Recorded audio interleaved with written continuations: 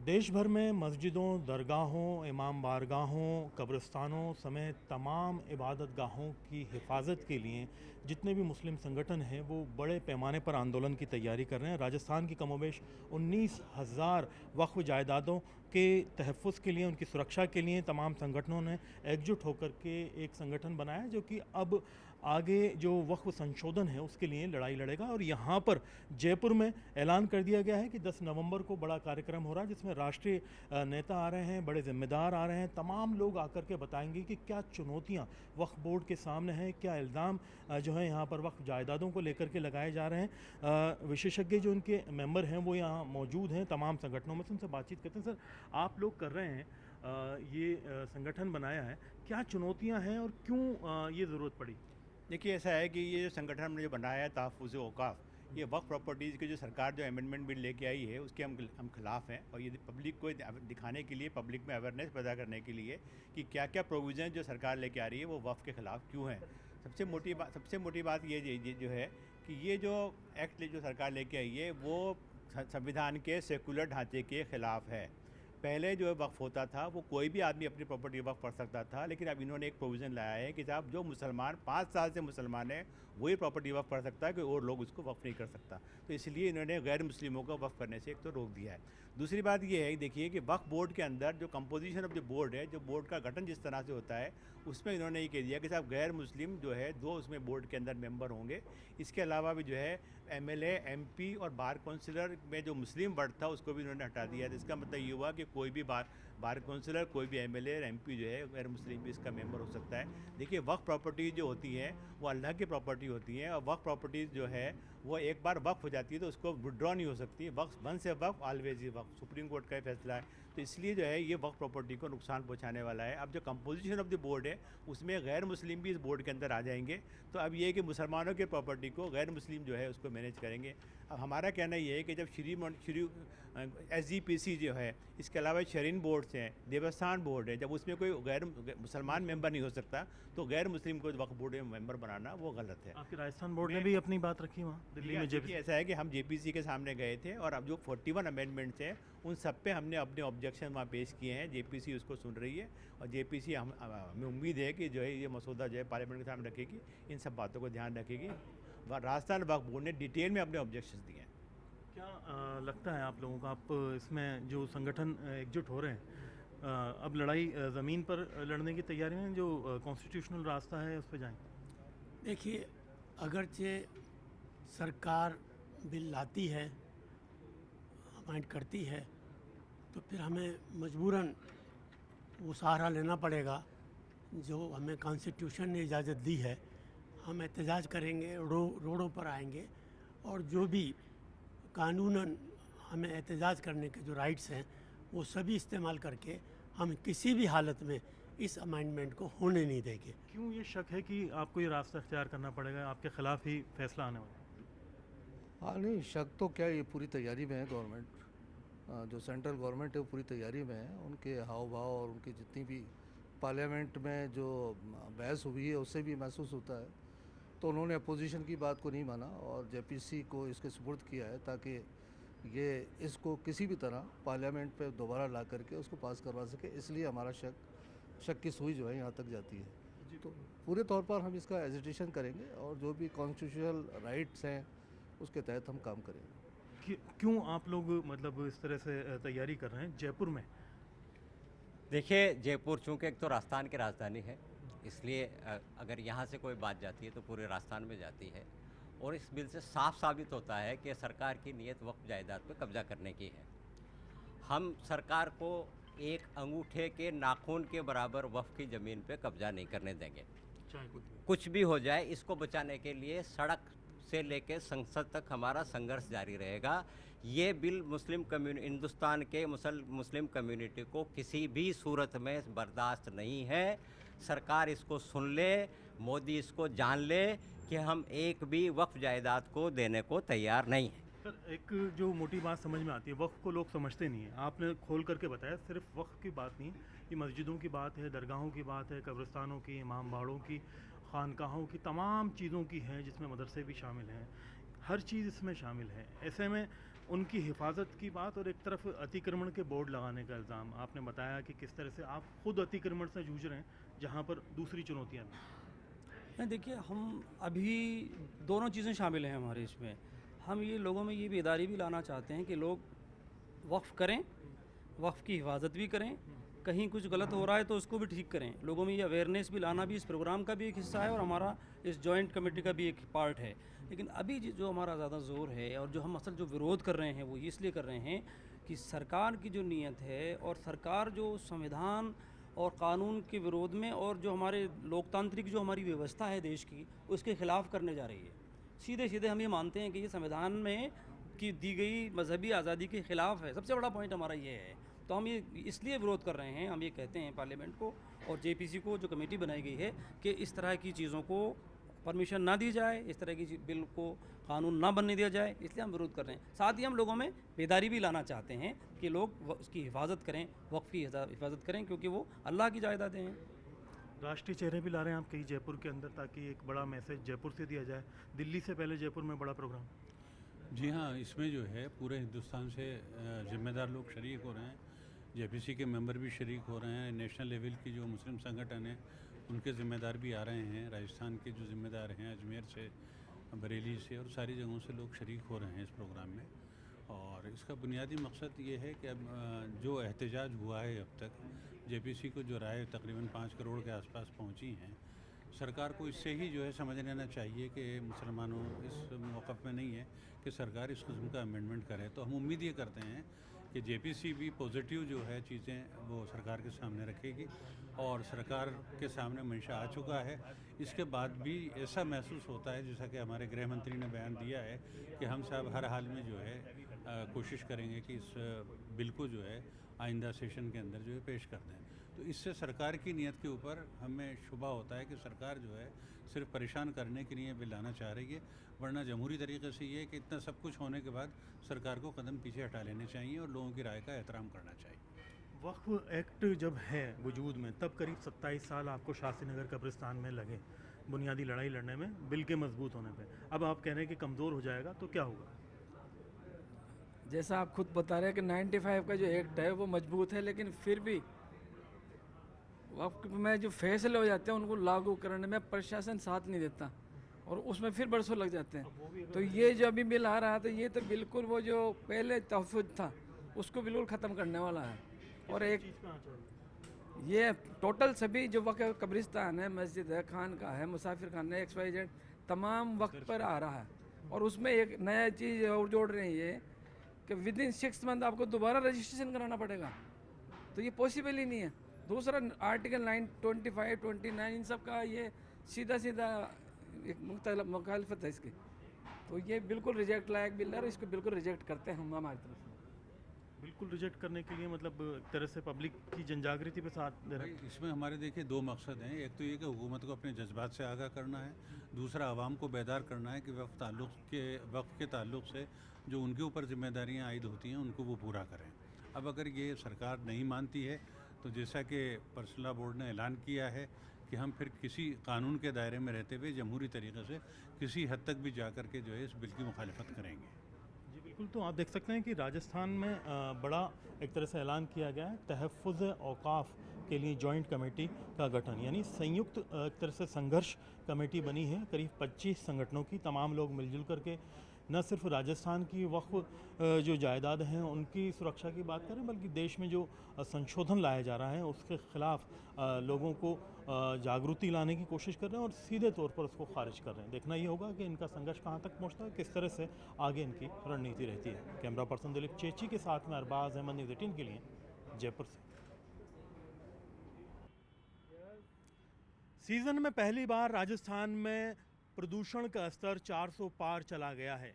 राजस्थान में श्रीगंगानगर में जो एयर क्वालिटी इंडेक्स है वो 400 को पार कर गया है। वहीं पर हनुमानगढ़ में ये 350 से ज़्यादा। राजधानी जयपुर में भी ये 250 से लगातार बढ़ता जा रहा है और विजिबिलिटी इतनी डाउन हो चुकी है कि मेरे चारों तरफ आप देख करके अंदाज़ा लगा सकते हैं कि शहर का प्रदूषण की वजह से क्या हाल हो गया है और यहाँ पर विजिबिलिटी कितनी डाउन हो गई है। ये जो चारों तरफ आप धुंध और कोहरा सा देख रहे हैं, दरअसल ये स्मॉग है जो कि धुएं की और प्रदूषण की वजह से बना है जिसमें कोहरे का मिक्सचर है, ये लगातार सघन होता जा रहा है और इसमें जो दृश्यता है यानी विजिबिलिटी है वो कम होती जा रही है।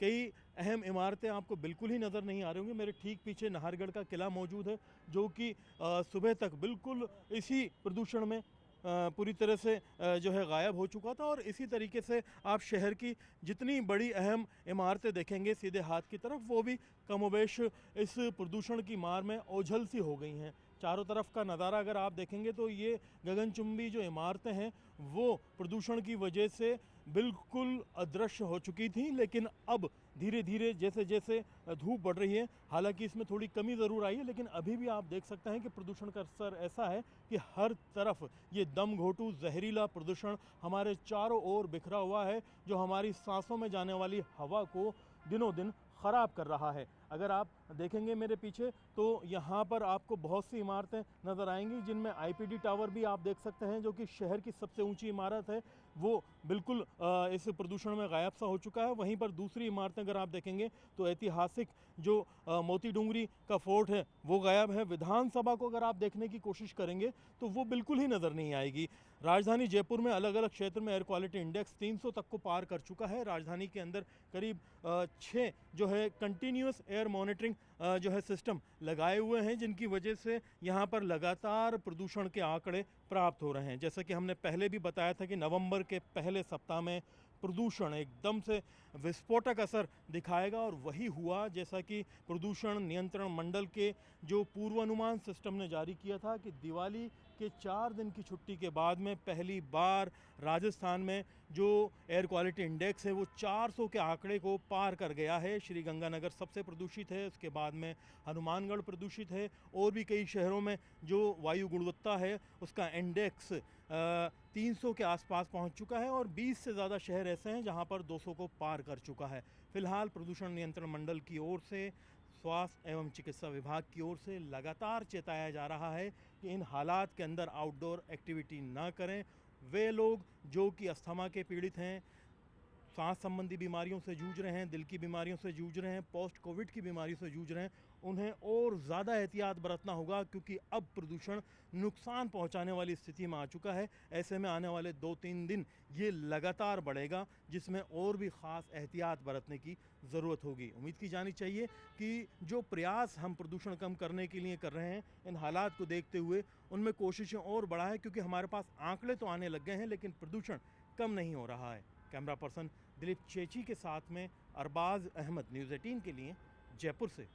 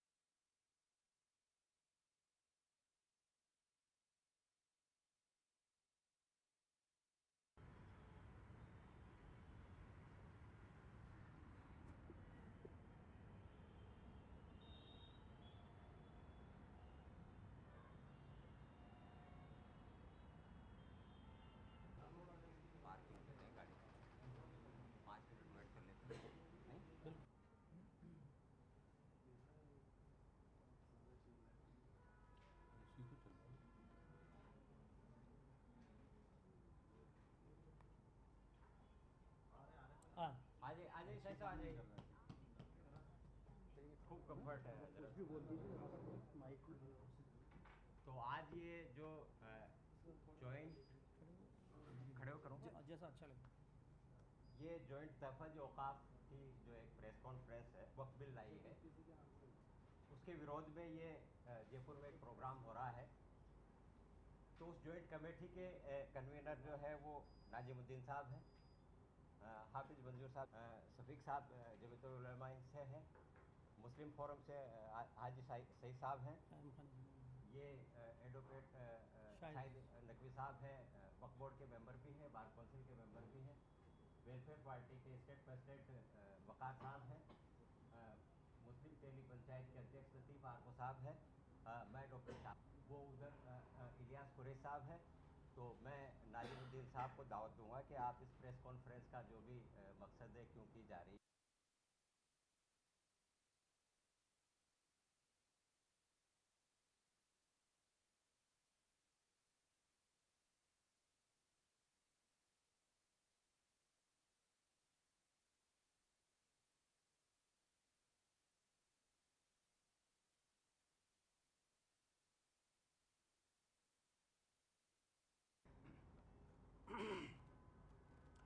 सबसे पहले तो मैं आप सभी साथियों का आज की प्रेस वार्ता में आपका इस्तकबाल करता हूं, आपका स्वागत करता हूं।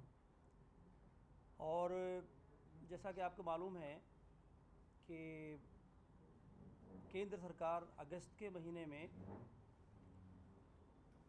वक्फ अमेंडमेंट बिल उसने पेश किया। पार्लियामेंट के अंदर उसका विरोध हुआ, पार्लियामेंट के बाहर भी पूरे देश में विरोध हुआ, मुस्लिम संगठनों ने भी विरोध किया और भी इंसाफ पसंद लोगों ने भी उसका विरोध किया है और बराबर उसका विरोध अभी भी विरोध जारी है। पार्लियामेंट में जो विरोध हुआ बहुत ज़्यादा, उसकी वजह से केंद्र सरकार ने या पार्लियामेंट में ये डिसीज़न हुआ कि उसको जॉइंट पार्लियामेंट्री कमेटी के सुपुर्द कर दिया गया उस बिल को। और वो बिल जो कि जिसके बारे में ये बात आपके मालूम है कि 1995 में जो एक्ट बना हुआ है वक्फ के बारे में, उसमें जो अमेंडमेंट्स किए हैं उस सिलसिले में वो बिल है, जिसमें ऑब्जेक्शन है या जो चीज़ें हैं जिसका जो विरोध जिस वजह से किया जा रहा है, हमारे साथ ही बताएंगे। हमारे वक्फ बोर्ड के मेंबर भी हैं, शाहिद हसन साहब एडवोकेट यहाँ मौजूद हैं, हाफिज़ मंजूर अली साहब हैं, साहब हम बताएंगे। लेकिन एक बात ज़रूर मैं कहते हुए अपनी बात को आगे बढ़ाऊँगा, वो ये सबसे बड़ी बात और सबसे बुनियादी बात जो इसका विरोध हो रहा है वो ये है, केंद्र सरकार की नीयत जब पहले से एक्ट मौजूद है वो सफिशिएंट है और उसी के मुताबिक चीज़ें हो रही हैं, तो अब ऐसे इन हालात में केंद्र सरकार को इस नए बिल को लाने की क्या ज़रूरत पेश आ गई। तो उस सरकार की मंशा और उसमें किए गए जो संशोधन हैं उससे साफ तौर पर सरकार की मंशा नज़र आ रही है कि सरकार क्या चाहती है, किस तरह से इंटरफेयर करके वक्फ औकाफ में वक्फ की जायदादों के सिलसिले में। एक बात जो हमारा सबसे बड़ा विरोध है वो ये है कि इस बिल में जो अमेंडमेंट्स किए जा रहे हैं वो संविधान जो सभी मज़ाहिब के लोगों को, सभी वर्गों को अपने मज़हब पर आज़ादी अमल करने की आज़ादी देता है, इंस्टीट्यूट बनाने की आज़ादी देता है, इदारे बनाने की आज़ादी देता है और उस पर अमल करने की आज़ादी देता है, उसमें सीधे सीधे ये इंटरफेयर किया जा रहा है, उसमें मुदाखलत की जा रही है। और वहीं इस तरह की चीज़ें उसमें प्रावधान शामिल किए जा रहे हैं कि जिससे वक्फ की जो जायदादें पूरे मुल्क में फैली हुई हैं उसमें तरमीम करके, उसमें परिवर्तन करके, संशोधन करके सरकार उसमें मुदाखलत का रास्ता और उसको खुर्द-बुर्द करना चाहती है। हमारा विरोध इसीलिए है और पूरे मुल्क में इसीलिए विरोध किया जा रहा है। हम जयपुर से भी, यहाँ सभी संगठन जिसमें बड़े बड़े तमाम संगठन मौजूद हैं, जमात इस्लामी हिंद है, जमीयत उलमा हिंद है और वेलफेयर पार्टी है, SDPI है, हमारे कायम खानी समाज है, कुरैशियान बरादरी से के जो संगठन बने हुए हैं वो हैं, मंसूरी पंचायत और तेली पंचायत के और भी विभिन्न संगठन, इसमें करीब 25-30 संगठनों के लोग जो इस कमेटी में, जॉइंट कमेटी में, सब ने मिलकर एक नाम दिया है, जॉइंट कमेटी तहफ़्फ़ुज़ औक़ाफ़। हम किसी एक संगठन के नाम से प्रोग्राम नहीं कर रहे हैं, बल्कि सभी संगठनों का ये संयुक्त प्रोग्राम और संयुक्त ये पैगाम हम देना चाहते हैं जयपुर की ज़मीन से केंद्र सरकार को, पार्लियामेंट को, JPC को। और आपको मालूम है कि all India Muslim personal law board के पदाधिकारी भी इसमें भी शरीक होंगे। All India Muslim personal law board की आवाज़ पर तमाम पूरे देश से जो रायें भेजी गई, जो मशवरे दिए गए और इसको रिजेक्ट करने के बारे में जो रायें दी गई, करीब 5 करोड़ से भी ज़्यादा लोगों ने इस बारे में अपनी राय भेजी हैं। और अब एक दूसरा मरहला ये है कि लोगों में, पूरी जनता में बेदारी लाने के लिए और सरकार को आगाह करने के लिए जगह जगह पर ये जो प्रोग्राम किए जा रहे हैं देश में, उसी का हिस्सा है ये प्रोग्राम भी, जो जॉइंट कमेटी तहफ़्फ़ुज़ औक़ाफ़ और तमाम संगठनों के साथ मिलकर के इस प्रोग्राम को किया जा रहा है। 10 नवंबर को ये प्रोग्राम होगा, 10 नवंबर की शाम को प्रोग्राम होगा। एमडी रोड पर हम प्रोग्राम करने जा रहे हैं। और आपको ये भी मैं बताना चाहता हूँ कि इसमें जेपीसी के नुमाइंदों को भी, संगठनों के पदाधिकारी भी दिल्ली से भी आएंगे, उनको भी बुला रहे हैं हम, इसमें शरीक होंगे, जो इसमें अपना वक्तव्य देंगे। और यहाँ के भी जो संगठनों के पदाधिकारी हैं वो भी इसमें अपनी बात रखेंगे। मैं इसी उम्मीद के साथ कि आपका भरपूर सहयोग रहेगा और हम सब मिलकर के जयपुर से एक बहुत अच्छा पैगाम इस बिल के विरोध में ये बात कहने के लिए, किसी भी सूरत में हमें ये वक्फ अमेंडमेंट बिल मंजूर नहीं है, ये पैगाम उस दिन हम एक प्रस्ताव पारित करना चाहते हैं। आपसे भी पूरी सहयोग की उम्मीद है। यही बात कहते हुए और फिर आपका एक बार शुक्रिया अदा करते हुए मैं अपनी बात को रोकता हूँ। अब मैं एडवोकेट शाहिद हसन साहब से गुजारिश करूँ। देखिए, मैं Syed Shahid Hasan advocate, senior advocate हूँ हाई कोर्ट के अंदर और बार कौंसिल का मेंबर हूँ। और बार कौंसिल के मेंबर की हैसियत मैं सिर्फ कानूनी बात ही करूँगा। नाजिम साहब ने डिटेल में बताया कि साहब ये हम लोग जो एजिटेशन कर रहे हैं, जो मीटिंग कर रहे हैं, वो किस सिलसिले में है। अब इस कानूनी पहलू जो है इस अमेंडेड एक्ट का ये है कि कोई भी कानून जो लाया जाता है वो उस कानून के बेटरमेंट के लिए लाया जाता है। पहली बार हम ये देख रहे हैं कि ऐसा कानून सरकार लाना चाहती है जो कि इस कानून वक्फ को कमज़ोर करने के लिए लाया जा रहा है। अभी क्या है कि देखिए, वक्फ एक्ट के अंदर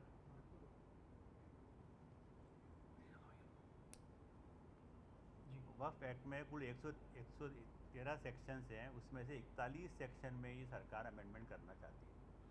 और हम लोगों ने जेपीसी के सामने अपना रिप्रेजेंटेशन दिया। राजस्थान वक्फ बोर्ड की तरफ से हम लोग गए थे, जेपीसी के सामने हमने अपना रिप्रेजेंटेशन दिया और उनको वहाँ बताया कि साहब ये कानून गलत क्यों है। देखिए, ये जो सबसे कानून जो है उसमें जो पहले वक्फ एक्ट 1995 था, उससे पहले वक्फ एक्ट 1954 था। अब ये 2024 में जो कानून लेके आए हैं उसके अंदर इन्होंने वक्फ एक्ट का नाम ही बदल दिया है। वक्फ एक्ट के अंदर इन्होंने जो वर्ड है एम्पावरमेंट, डेवलपमेंट, ये जब जोड़ के इसको पब्लिक को कंफ्यूज करने की बातें कर रहे हैं कि साहब इसको वक्फ हम एम्पावर करेंगे, डेवलप करेंगे, ये करेंगे, जबकि डेवलप नहीं करना, कोई एम्पावर नहीं करना, बल्कि इसको कमज़ोर करना है। दूसरी बात ये कि जो है इसमें वक्फ कौन कर सकता है, वक्फ प्रॉपर्टी क्या है। वक्फ प्रॉपर्टी जैसे सुप्रीम कोर्ट के फैसले, हाई कोर्ट के फैसले सारे ही हो चुके हैं कि वंस ए वक्फ ऑलवेज ही वक्फ। एक बार जो वक्फ हो गया वो वक्फ ही रहेगा, उस वक्फ को विड्रॉ नहीं कर सकते, ट्रांसफ़र नहीं कर सकते, बेच नहीं सकते। तो ये देखिए ऐसा है कि उस वक्फ को ही ये डेफिनेशन को ये लोग बदल रहे हैं। वक्फ में ये था कि पहले ये था कि एनी पर्सन में donate his property for religious purpose. तो एनी पर्सन में हिंदू भी थे, मुस्लिम भी थे, सभी शामिल थे। पहले वक्फ के अंदर राजा महाराजाओं ने भी, नवाबों ने भी, किंग ने भी, सबने वक्फ को डोनेट किया है। अब इन्होंने ये कर दिया कि साहब any person practising Islam for the last 5 year, कि जो आदमी 5 साल से मुसलमान है वही वक्फ कर सकता है। तो इसका मतलब ये हमारा जो सेकुलर ढांचा इस कॉन्स्टिट्यूशन का है, इसको ये नष्ट करना चाहते हैं और इस पर ये करना चाहते हैं मुसलमान ही वक्फ कर सकता है बस। तो इसलिए ये जो हमारा विरोध इस पर भी है कि सब कोई भी आदमी वक्फ कर सकता है। मुसलमान हिंदू मंदिर को भी डोनेट कर सकता है, हिंदू वक्फ मस्जिद को भी डोनेट कर सकता है। तो इसमें कोई गलत बात नहीं है। तो ये जो 5 साल वाली बात जो कंडीशन लेके आए वो बहुत गलत है। इसके अलावा देखिए, ये जो एक लेके आए हैं कि साहब जो है वक्फ बाय यूज़र, सेक्शन 3R जो वक्फ एक्ट का था 95 का, उसमें ये थी कि बाय यूज़र वो वक्फ प्रॉपर्टी होती थी। उस यूज़र वर्ड को ये लोग ख़त्म कर रहे हैं। यूज़र वर्ड को ख़त्म करके ये कहते हैं कि साहब आपको ये साबित करना पड़ेगा कि साहब ये वक्फ प्रॉपर्टी रही है। अब कोई भी दरगाह है, कब्रिस्तान है, मस्जिद है, मुर्दे दफन होते हैं कब्रिस्तान है इसलिए वो वक्फ है। दरगाह के अंदर जो कि फातिहा पढ़ी जाती है इसलिए वक्फ है। खानका है, वहाँ पे लोग बैठते हैं, डिस्कशन करते हैं, इसलिए वक्फ है। मस्जिद में लोग नमाज़ पढ़ते हैं इसलिए वो वक्फ है। अब ये देखिए ऐसा है कि वक्फ बाय यूज़र चीज़ को ये ख़त्म करना चाह रहे हैं। इसके अलावा देखिए कंपोजिशन ऑफ द बोर्ड जो है, जो बोर्ड किस तरह वक्फ बोर्ड किस तरह से बनेगा उस चीज़ को भी ख़त्म करना चाह रहे हैं। उसमें ये लोग ये कह रहे हैं कि ऐसा कंपलसरी उसमें 2 गैर मुस्लिम मेंबर भी होंगे। और इसमें जो 3 चीज़ें थी कि मुस्लिम MP, मुसलमान MLA, मुसलमान बार काउंसिलर, इस चीज़ को मुस्लिम वर्ड हटा के इन्होंने सिर्फ जो है member of parliament, member of legislative assembly और member of bar council word कर दिया। इसका मतलब ये हुआ कि उसके अंदर बोर्ड में कोई भी मुसलमान बार काउंसिलर, कोई भी मुसलमान गैर मुस्लिम बार काउंसिलर, गैर मुस्लिम एमएलए, गैर मुस्लिम एमपी उसमें आ सकता है। तो अब ये देखिए प्रॉपर्टी तो है मुसलमानों की, वक्फ प्रॉपर्टी अल्लाह की प्रॉपर्टी है, और उसको मैनेज करने का जो अधिकार है, वक्फ बोर्ड का जो अधिकार है, वो ये गैर मुस्लिमों को देने जा रहे हैं। उसमें ये होगा कि क्योंकि अक्सरियत उसमें गैर मुस्लिम की हो जाएगी, इसलिए जो है हमारा एतराज़ इसके ऊपर भी है। दूसरा ये है कि जो वक्फ रजिस्ट्रेशन का जो तरीका है वो तरीका भी ये पहले बदल रहे हैं। पहले जो है जो रजिस्ट्रेशन का जो काम होता था वो रजिस्ट्रार और के ज़रिए होता था। जो वक्फ का जो काम होता था वो जो है वो सर्वे करता था, सर्वे कमिश्नर उसमें होते थे। वो सर्वे कमिश्नर होने के बाद में और उसका नोटिफिकेशन वक्फ बोर्ड में दर्ज होता था, फिर वक्फ बोर्ड नोटिफिकेशन का होता था। उसको बदल के अब ये लोग क्या कर रहे हैं कि साहब उसको कलेक्टर का पावर दे रहे हैं, सारे पावर कलेक्टर को दे रहे हैं। कलेक्टर ही डिसाइड करेगा कि साहब वक्फ प्रॉपर्टी है या नहीं इस चीज़ को। इसी तरह से ट्रिब्यूनल जो वक्फ ट्रिब्यूनल होता था उसको भी ये कमज़ोर कर रहे हैं। इसी तरह से और भी जो चीज़ें हैं अमेंडमेंट, इन्होंने 41 अमेंडमेंट जो लेके आए हैं वो सब अमेंडमेंट गलत हैं। देखिए ऐसा है कि संविधान जो है आर्टिकल 25 ये कहता है उसमें फ्रीडम ऑफ रिलीजन है, हर एक आदमी को अपने धर्म की स्वतंत्रता है। तो इसलिए जायज़ हर एक आदमी को आर्टिकल 25 का ये वायलेशन कर रहे हैं। इसके अलावा आर्टिकल 25 जो फंडामेंटल राइट का है वो ये कहता है कि हर एक आदमी को अपने every person have a right to manage in own affairs, मतलब अपने मामलात को अपने तरीके से हल करने का अधिकार जो है वो आर्टिकल 26 देता है। तो ये आर्टिकल 25 का वायलेशन है, 26 का वायलेशन है, जो फंडामेंटल राइट्स है उसका वायलेशन है। आर्टिकल 15 जो है वो कहता है कि धर्म के आधार पर कोई डिस्क्रिमिनेशन नहीं होगा, तो ये डिस्क्रिमिनेशन करने भी जा रहे हैं, धर्म के आधार पर भी डिस्क्रिमिनेशन करने जा रहे हैं। और सारी जो अमेंडमेंट जो लेके आए हैं वो सारी वक्फ प्रॉपर्टीज़ को कमज़ोर करने के लिए लेके जा रहे हैं। इसलिए क्या है 31 मेंबर की जो जेपीसी है वो इसकी जांच कर रही है, इसकी पड़ताल कर रही है, इसका मसौदा तैयार कर रही है।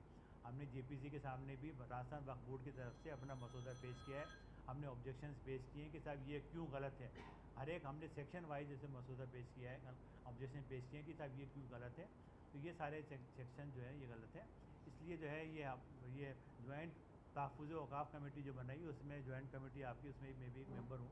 तो हम लोग जो है 10 तारीख को इसके लिए मीटिंग करने जा रहे हैं और जो है इसमें हम सब पब्लिक को बताएंगे अवेयरनेस कि ये वक्फ के लिए क्यों नुकसानदेह है। आप लोग आए, बहुत बहुत शुक्रिया। मैं हाफिज़ देखिए कानूनी जो तफसीलात हैं वो तो हमारे वकील साहब ने और इस कॉन्फ्रेंस का जो मकसद है उस पर नाज़िमुद्दीन साहब ने रोशनी डाल दी है। इसमें 2-3 चीज़ें बुनियादी हैं। सबसे पहली चीज़ तो ये है कि ये डायरेक्ट फंडामेंटल राइट्स का जो है वायलेशन है। दूसरी चीज़ जो इसमें बुनियादी ख़राबी है, बुनियादी जो है परेशानी है, और हमारे जेपीसी को जो ये सुपुर्द किया गया है तो हमारे जो हुकूमत में बैठे हुए लोग हैं उनको इतना सब्र नहीं है कि वो जेपीसी की रिपोर्ट आ जाए, पार्लियामेंट में पेश हो जाए, उसके बाद कुछ इसके ऊपर करें। और ये काम कानून मंत्री का है कि वो कानून कोई बना रहा है या कानून में तब्दीली कर रहा है तो उसके बारे में कुछ कहना और उसको बारे में कमेंट करना ये आमतौर पर कानून मंत्री का हक़ है। लेकिन हमारे गृह मंत्री जी जो है इससे पहले के जेपीसी रिपोर्ट आए वो कह चुके हैं कि साहब आइंदा पार्लियामेंट का जो सेशन होने जा रहा है उसके अंदर जो है हम वक्फ अमेंडमेंट बिल लाएंगे। इससे उनकी नीयत का साफ अंदाज़ा होता है कि उनकी नीयत सही नहीं है और वो एन कैन प्रकारण जो है इस बिल को जो है वो पास कराना चाहते हैं। तीसरी चीज़ जो जिसकी तरफ ख़ासतौर से इशारा किया गया और तीसरा जो मिसगाइड किया जा रहा है वो मिसगाइड ये किया जा रहा है कि साहब इसमें लेडीज़ को एडिक्वेट रिप्रेजेंटेशन नहीं है, जबकि ऑलरेडी जो है राजस्थान वक्फ बोर्ड के अंदर बहुत सारे दूसरे बोर्ड्स के अंदर जो है लेडीज़ को रिप्रेजेंटेशन बाकायदा दिया जा रहा है। तो इस कुल मिलाकर के ये है कि जो सरकार की नीयत है वो साफ़ नहीं है। और जैसा कि वकील साहब ने कहा कि नाम तो ये दिया जा रहा है कि हम एम्पावर करना चाहते हैं, वक्फ बोर्ड को जो है बेहतर करना चाहते हैं, लेकिन हकीकत ये है कि जितने भी प्रावधान किए जा रहे हैं उससे वक्फ बिल मजबूत नहीं होगा, कमज़ोर होगा। और लास्ट वन ये है कि अगर आप मुसलमानों के फलाह बहबूद के लिए कुछ बेहतर करना चाहते हैं तो आप all India Muslim personal law board है या मुस्लिम तंजीमें जो है उनसे कंसल्ट करते और कंसल्ट करने के बाद जो है आप उसको पार्लियामेंट में लेकर के आते। लेकिन किसी से कंसल्ट किया नहीं, आपने डायरेक्ट जो है उसको आदत के मुताबिक जो है वो पार्लियामेंट में पेश कर दिया और आप बज़िद हैं कि उसको हम पास करवा के रहेंगे। तो अगर ये होता है तो जैसा कि all India Muslim personal law board ऐलान कर चुका है कि अगर सरकार अपने इस कदम से बाज नहीं आती है तो चाहे हमें सड़कों पर उतरना पड़े इसके ख़िलाफ़ एहतजाज करने के लिए, फिर मुस्लिम कम्युनिटी अपने दूसरे इंसाफ पसंद बरदरान वतन को लेकर के अगर ज़रूरत पड़ी तो मैदान में भी उतर सकती है। मैं मुफ्ती सदीक साहब बहुत सारी बातें इस पर ऑलरेडी पहले आ चुकी हैं।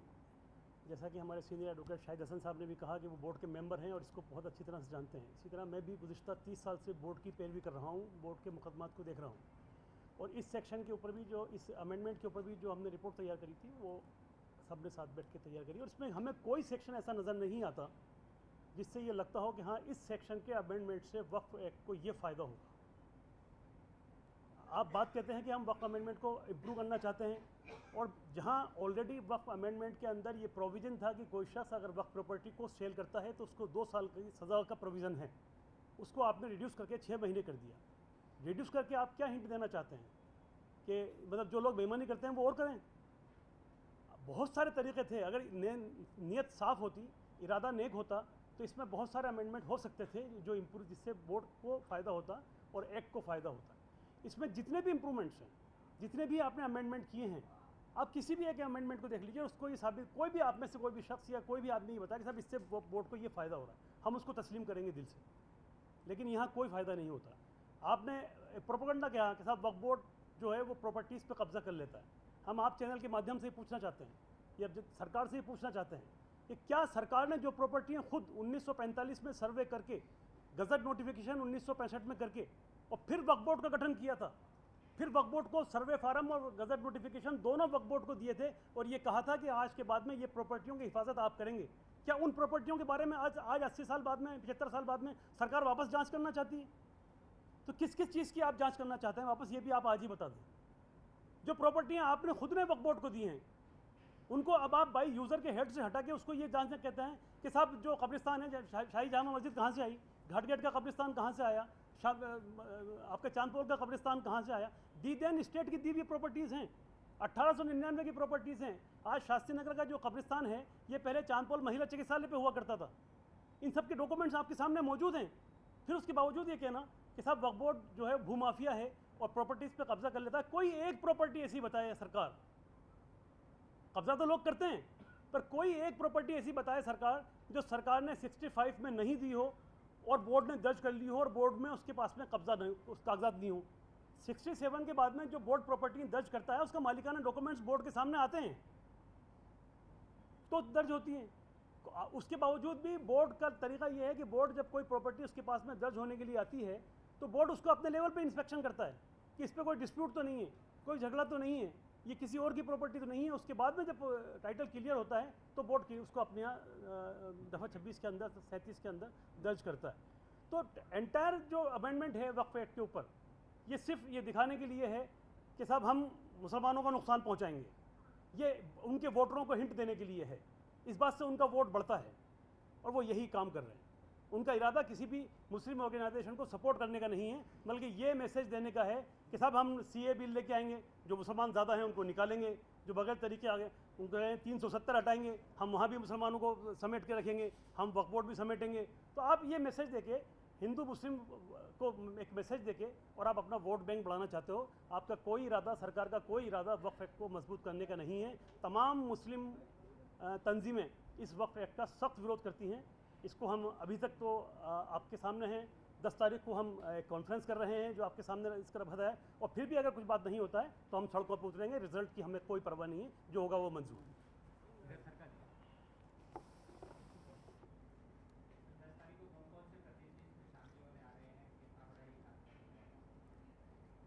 देखिए, पूरे जयपुर शहर में इसके लिए दावत दी जा रही है।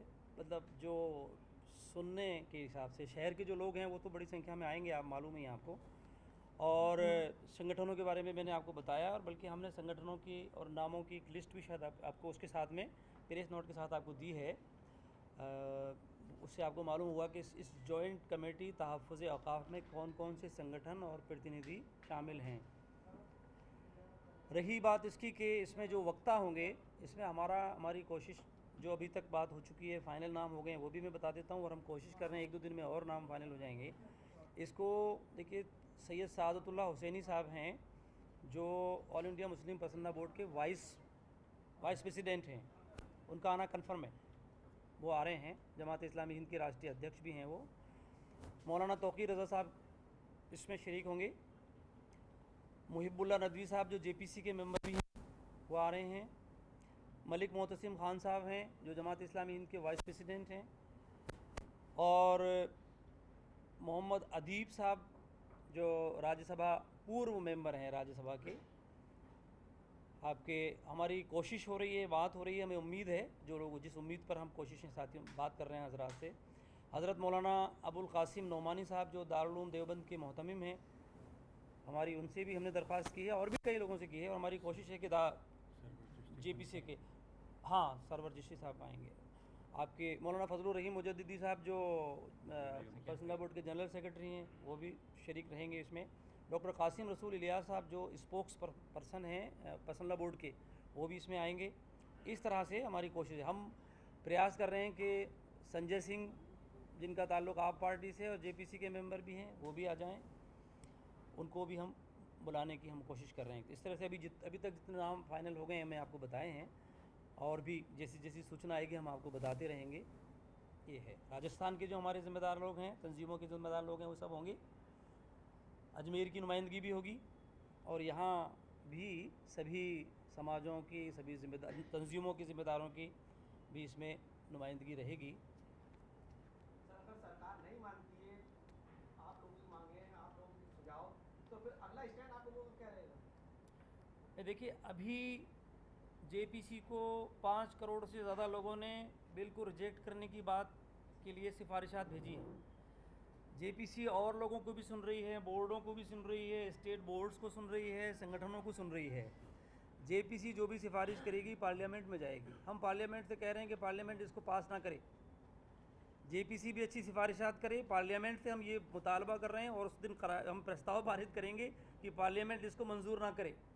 अगर इसके ख़िलाफ़ फैसला होता है तो जाहिर है कि तो सब संगठन मिलकर के सामूहिक रूप से जमहूरी तरीके से हम उसका विरोध करेंगे। All India Muslim personal board जो फैसला करेगा, सभी संगठन मिलकर जो भी फैसला करेंगे, हम सब उसमें साथ होंगे और हम सब उसके साथ उसमें जो भी चीज़ें तय होंगी जमहूरी और कानूनी तरीके से हम उसके विरोध में भरपूर तरीके से उसका विरोध करेंगे। और हम उम्मीद करते हैं कि पार्लियामेंट इसको पास नहीं करेगी।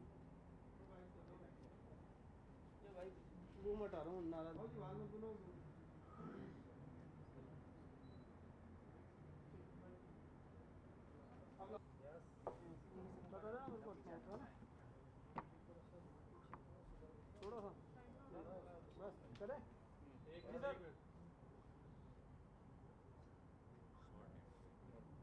जी सर, आज जो प्रेस कॉन्फ्रेंस की गई है किस उद्देश्य को लेकर की गई है, सरकार तक आप क्या बात पहुँचाना चाहते हैं?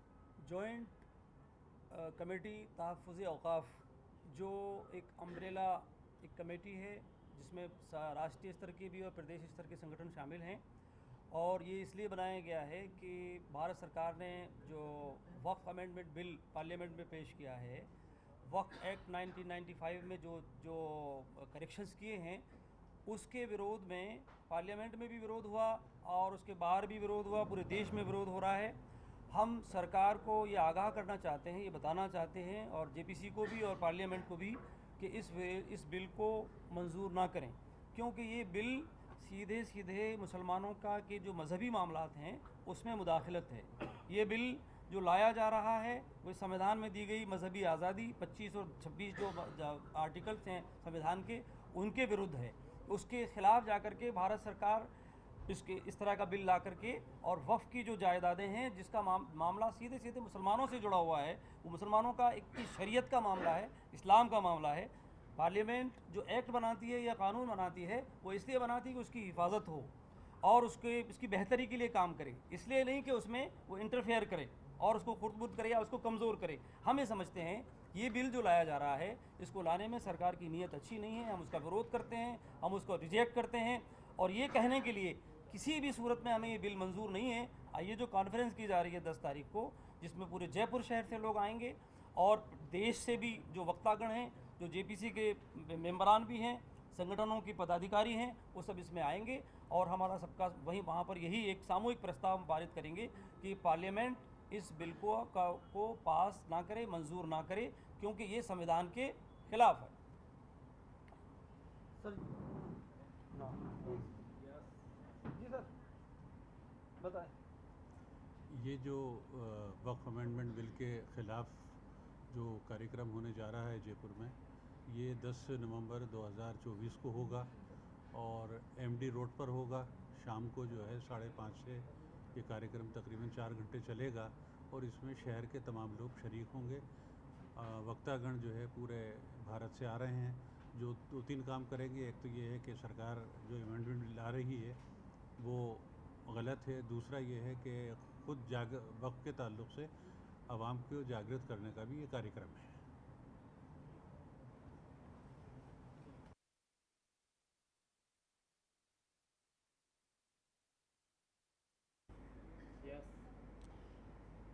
देश भर में मस्जिदों, दरगाहों, इमाम बारगाहों, कब्रिस्तानों समेत तमाम इबादत गाहों की हिफाजत के लिए जितने भी मुस्लिम संगठन हैं वो बड़े पैमाने पर आंदोलन की तैयारी कर रहे हैं। राजस्थान की कमोबेश 19,000 वक्फ जायदादों के तहफ़्फ़ुज़ के लिए, उनकी सुरक्षा के लिए तमाम संगठनों ने एकजुट होकर के एक संगठन बनाया है जो कि अब आगे जो वक्फ संशोधन है उसके लिए लड़ाई लड़ेगा। और यहाँ पर जयपुर में ऐलान कर दिया गया है कि 10 नवंबर को बड़ा कार्यक्रम हो रहा है जिसमें राष्ट्रीय नेता आ रहे हैं, बड़े जिम्मेदार आ रहे हैं। तमाम लोग आकर के बताएंगे कि क्या चुनौतियाँ वक्फ बोर्ड के सामने हैं, क्या इल्ज़ाम जो है यहाँ पर वक्फ जायदादों को लेकर के लगाए जा रहे हैं। विशेषज्ञ जो उनके मेंबर हैं वो यहाँ मौजूद हैं तमाम संगठनों में से, उनसे बातचीत करते हैं। सर, आप लोग कर रहे हैं ये संगठन बनाया है, क्या चुनौतियाँ हैं और क्यों ये ज़रूरत पड़ी? देखिए, ऐसा है कि ये जो संगठन हमने जो बनाया है तहफ़्फ़ुज़ औक़ाफ़, ये वक्फ प्रॉपर्टीज़ की जो सरकार जो अमेंडमेंट बिल लेके आई है उसके हम खिलाफ़ हैं। और ये पब्लिक को दिखाने के लिए, पब्लिक में अवेयरनेस पैदा करने के लिए कि क्या क्या प्रोविज़न जो सरकार लेके आ रही है वो वक्फ के ख़िलाफ़ क्यों है। सबसे मोटी बात ये जो है कि ये जो एक्ट जो सरकार लेके आई है वो संविधान के सेकुलर ढांचे के ख़िलाफ़ है। पहले जो वक्फ होता था वो कोई भी आदमी अपनी प्रॉपर्टी वक्फ कर सकता था, लेकिन अब इन्होंने एक प्रोविज़न लाया है कि साहब जो मुसलमान 5 साल से मुसलमान है वही प्रॉपर्टी वक्फ कर सकता है, कोई और लोग उसको वक्फ नहीं कर सकता। तो इसलिए इन्होंने गैर मुस्लिमों को वक्फ करने से एक तो रोक दिया है। दूसरी बात ये है, देखिए कि वक्फ बोर्ड के अंदर जो कंपोजिशन ऑफ द बोर्ड है, जो बोर्ड का गठन जिस तरह से होता है उसमें इन्होंने ये कह दिया कि साहब गैर मुस्लिम जो है 2 उसमें बोर्ड के अंदर मेंबर होंगे। इसके अलावा भी जो है एमएलए, एमपी और बार काउंसिलर में जो मुस्लिम वर्ड था उसको भी इन्होंने हटा दिया है। इसका मतलब ये हुआ कि कोई भी बार काउंसिलर, कोई भी एमएलए और एमपी जो है गैर मुस्लिम भी इसका मेंबर हो सकता है। देखिए, वक्फ प्रॉपर्टीज़ जो होती हैं वो अल्लाह की प्रॉपर्टी होती हैं और वक्फ प्रॉपर्टीज़ जो है वो एक बार वक्फ हो जाती है तो उसको विड्रॉ नहीं हो सकती। वक्फ वन से वक्फ ऑलवेज ही वक्फ, सुप्रीम कोर्ट का फैसला है। तो इसलिए जो है ये वक्फ प्रॉपर्टी को नुकसान पहुंचाने वाला है। अब जो कंपोजिशन ऑफ द बोर्ड है उसमें गैर मुस्लिम भी इस बोर्ड के अंदर आ जाएंगे। तो अब ये है कि मुसलमानों के प्रॉपर्टी को गैर मुस्लिम जो है उसको मैनेज करेंगे।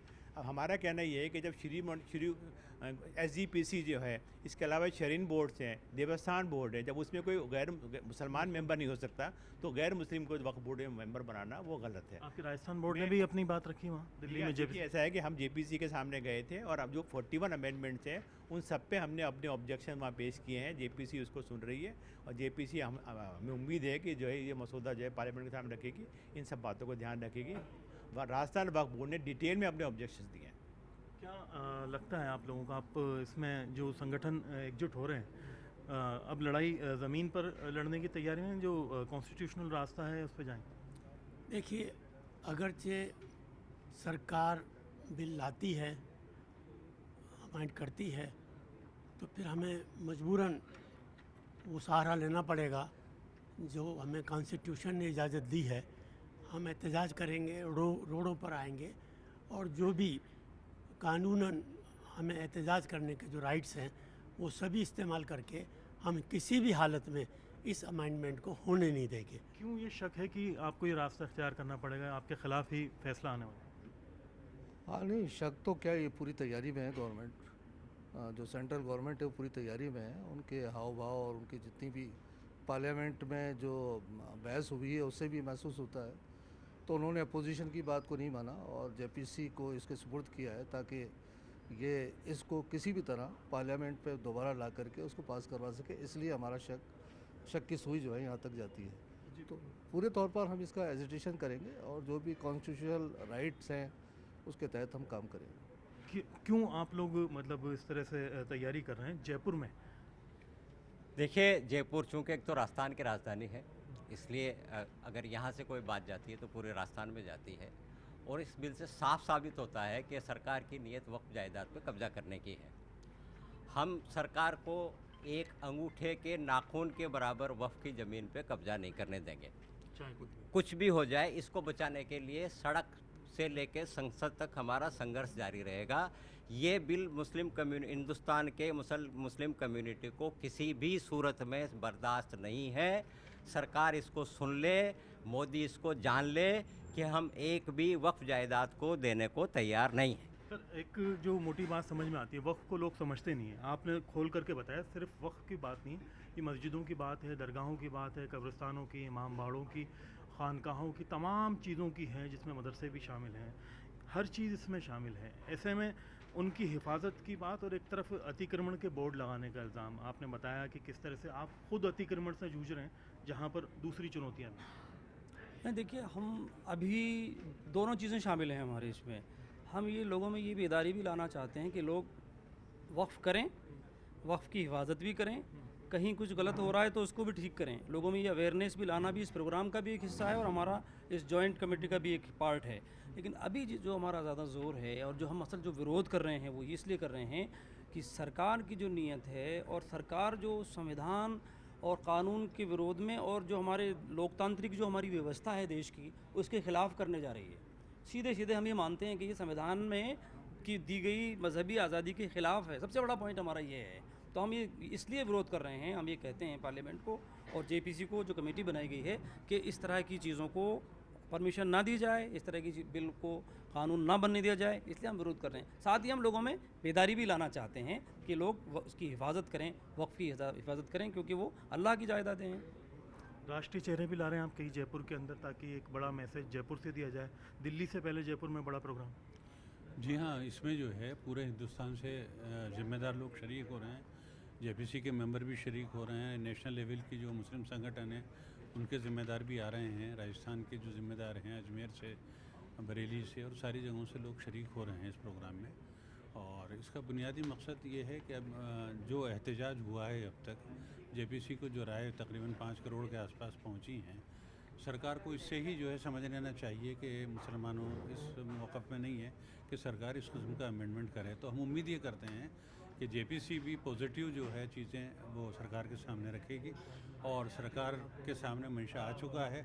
इसके बाद भी ऐसा महसूस होता है, जैसा कि हमारे गृह मंत्री ने बयान दिया है, कि हम साहब हर हाल में जो है कोशिश करेंगे कि इस बिल को जो है आइंदा सेशन के अंदर जो है पेश कर दें। तो इससे सरकार की नीयत के ऊपर हमें शुबा होता है कि सरकार जो है सिर्फ परेशान करने के लिए बिल लाना चाह रही है, वरना जमहूरी तरीके से ये है कि इतना सब कुछ होने के बाद सरकार को कदम पीछे हटा लेने चाहिए और लोगों की राय का एहतराम करना चाहिए। वक्फ एक्ट जब है वजूद में, तब करीब 27 साल आपको शास्त्री नगर कब्रिस्तान में लगे बुनियादी लड़ाई लड़ने में, बिल के मजबूत होने पे। अब आप कह रहे हैं कि कमज़ोर हो जाएगा, तो क्या होगा? जैसा आप खुद बता रहे हैं कि 95 का जो एक्ट है वो मजबूत है, लेकिन फिर भी वक्फ में जो फैसले हो जाते हैं उनको लागू करने में प्रशासन साथ नहीं देता और उसमें फिर बरसों लग जाते हैं। तो ये जो अभी बिल आ रहा है, तो ये तो बिल्कुल वो जो पहले तहफ़्फ़ुज़ था उसको बिल्कुल ख़त्म करने वाला है। और एक ये टोटल सभी जो वक्फ कब्रिस्तान है, मस्जिद है, खानका है, मुसाफिर खाना है, XYZ तमाम वक्त पर आ रहा है।